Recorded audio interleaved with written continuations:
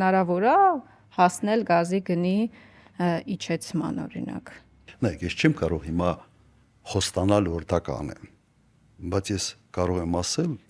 որ այո, հնարավոր է։ Հնարավոր է բանակցել, հնարավոր է ցույց տալ,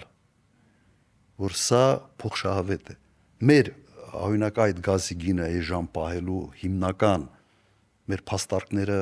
որն էին,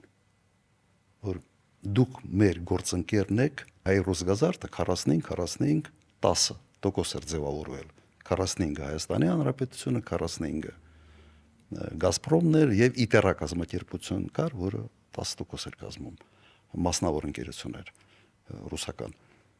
Եվ մենք ասում ենք, որ հակառակը մենք պետք է էժան գազ ստանանք, որ դուք ուրիշներին ցույց տաք, որ ձեր մուտքը մեր այդ բիզնեսի մեջ որոշակի դիվիդենդներ է տալիս Հայաստանի Հանրապետությանը։ Բայց այս բանը արձանագրենք, էլի, որ գազի գնի իջեցման շուրջ բանակցություններ հնարավոր է։ Այդ կարծրացած չէ, իսկապես հնարավոր է հասնել։ Հնարավոր է։ Այն գները, որով մենք գնում ենք սպառազինություն Ռուսաստանում, այդպիսի գներ ոչ միտը չկա։ Ես չեմ կարող հիմա այդ գների մասին խոսալ, բայց այն ինչի շուրջ մենք պայմանավորվում ենք, ասեմ